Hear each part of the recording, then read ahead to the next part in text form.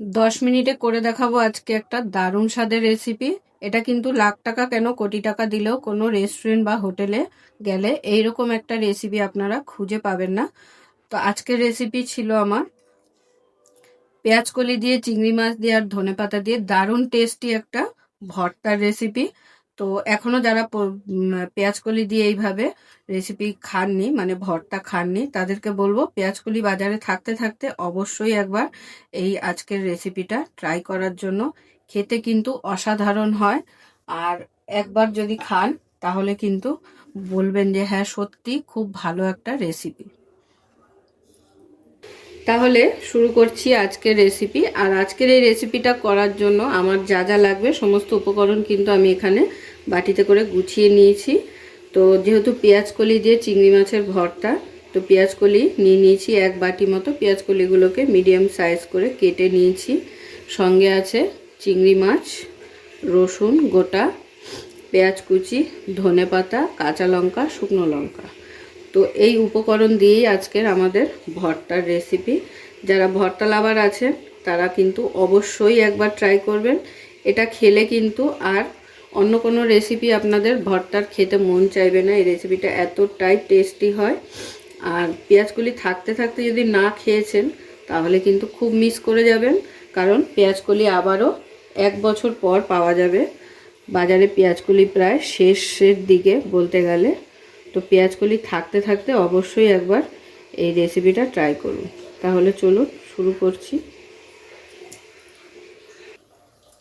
প্রথমেই যেটা করতে হবে, কড়াই বসিয়ে কড়াইতে দিয়ে দিতে হবে সর্ষের তেল।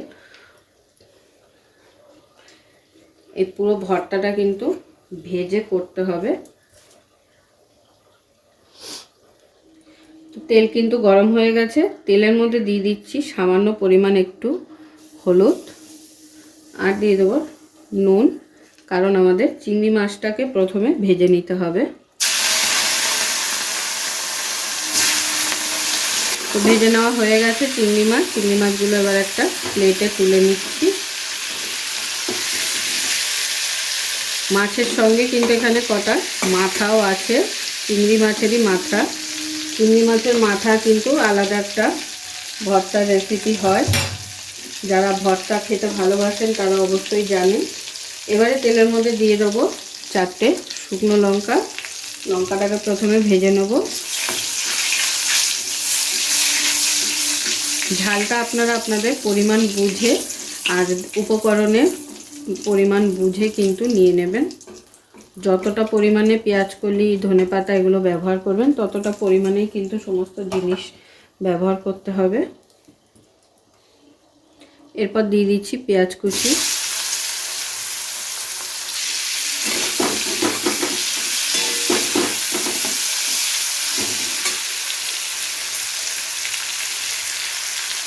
দিয়ে দিচ্ছি রসুন, কাঁচা লঙ্কা, আর ধনেপাতা কিন্তু ভাজবো না, ধনেপাতাটা কাঁচাই বাটবো। এবারে হালকা করে পেঁয়াজ রসুনগুলোকে আগে ভেজে নিতে হবে, তারপরে কিন্তু এখানে পেঁয়াজ কলিটা অ্যাড করে দেবো।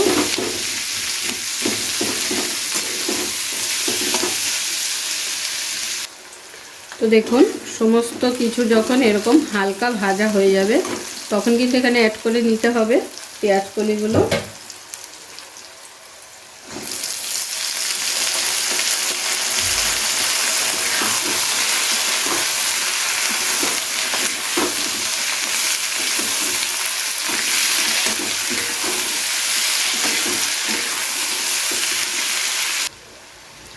তো দেখুন আমাদের পেঁয়াজকলি কিন্তু ভেজে নেওয়া হয়ে গেছে। আমি কিন্তু আর ভাজবো না। এবারে তেলটাকে ঝরিয়ে পেঁয়াজকলিগুলো তুলে নেব একটা প্লেটে। তারপরে ঠান্ডা করে মিক্সিং জারে করে এটার একটা মিহি পেস্ট তৈরি করে নেব।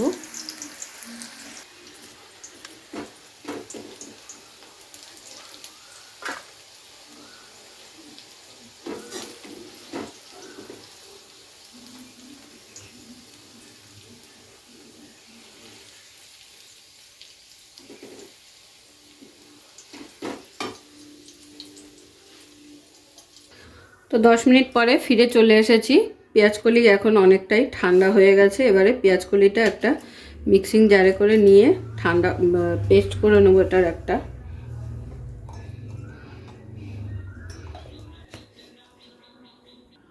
তো দেখুন হালকা একটু বেটে নিয়ে এসেছি। আবারও এর মধ্যে এবার ধনে পাতাটা অ্যাড করে নিয়ে একসাথে বেটে নেব।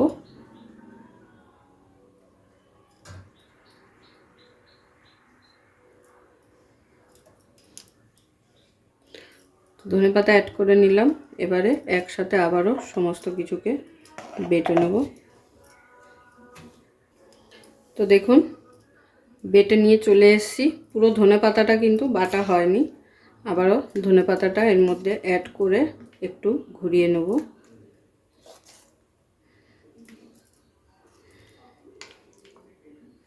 যেহেতু মিক্সির বাটিটা একটু ছোট হয়ে গেছে, তো সেই কারণে পুরোটা একসাথে ধরেনি।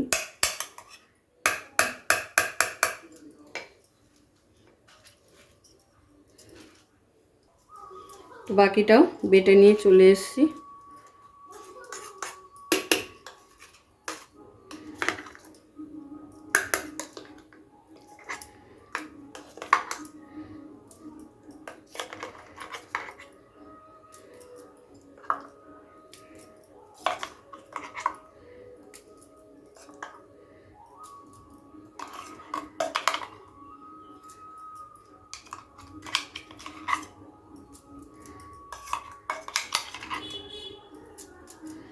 তো এই সমস্ত পেস্টটা কিন্তু আমাদের আরও একবার তেলে ভেজে নিতে হবে, তবে গিয়েই এটার আসল টেস্ট আসবে।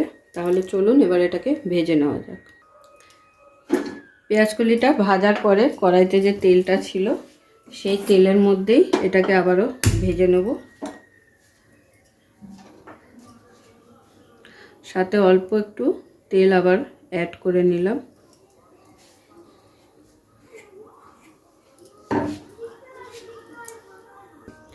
তো দেখুন তেলটা গরম হয়ে গেছে। তেলের মধ্যে দিয়ে দিতে হবে সামান্য একটু কালো জিরে ফোড়ন।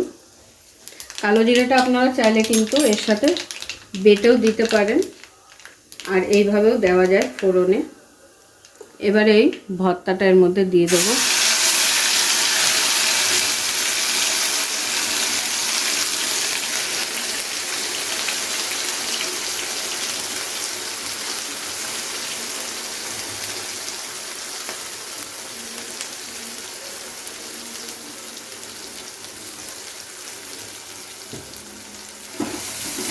এবারে গ্যাসের ফ্লেমটাকে লো টু মিডিয়ামে রেখে খুব ভালো করে আমাদের এটাকে শুকনো করে ভেজে নিতে হবে। যতক্ষণে না এটা শুকিয়ে যাচ্ছে ততক্ষণ পর্যন্ত কিন্তু ভাজতে হবে।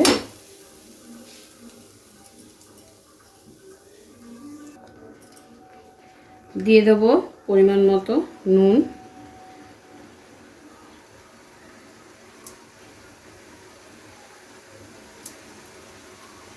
দিয়ে দিচ্ছি সামান্য একটু হলুদ,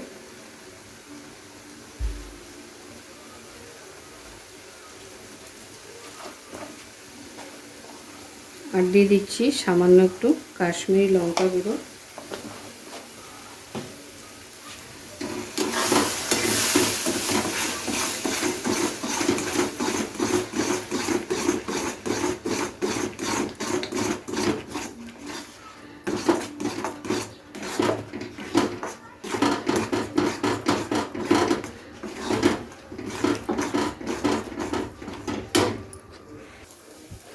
তো দেখুন যখন কড়াইতে দিয়েছিলাম তখন কিন্তু দেখে মনে হচ্ছিল বেশ অনেকটাই, কিন্তু নাড়তে নাড়তে এইভাবে শুকিয়ে আসবে। আরও একটু শুকাতে হবে, এখনও কিন্তু শুকানো হয়নি পুরোটা। তো এইভাবে তেলের মধ্যে দিয়ে অনবরত নাড়তে নাড়তে দেখবেন একদম শুকিয়ে আঠালো একটা ভাব হয়ে গেছে। তখন বুঝবেন যে আপনাদের ভর্তা কিন্তু একদম রেডি। পেঁয়াজকলি থাকতে থাকতে কিন্তু অবশ্যই একবার সকলকে বলবো যে ট্রাই করতে, অসাধারণ লাগে। যারা বাটা খেতে ভালোবাসে তাদেরকে তো বলবো অবশ্যই ট্রাই করতে। গরম গরম ভাতের সাথে যদি এরকম একটা বাটা হয় তাহলে কিন্তু আর কিচ্ছু দরকার হয় না।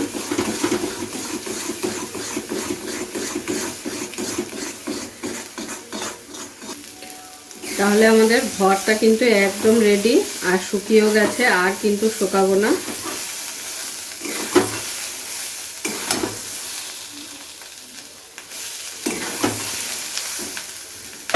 এবারে গ্যাসটাকে অফ করে দিলাম আর ভর্তাটাকে গরম গরম প্লেটে সার্ভ করে নেব। পুরো ভিডিওটা দেখার জন্য সকলকে অসংখ্য ধন্যবাদ। এরকম আরও নিত্য নতুন ভিডিও দেখার জন্য চ্যানেলটি অবশ্যই সাবস্ক্রাইব করে নেবেন, আর পাশে থাকা বেল আইকনটি প্রেস করে নেবেন নতুন রেসিপির আপডেট পাওয়ার জন্য। তো সবাই ভালো থাকবেন, সুস্থ থাকবেন। আবারও দেখা হচ্ছে আপনাদের সাথে নতুন একটি রেসিপি নিয়ে।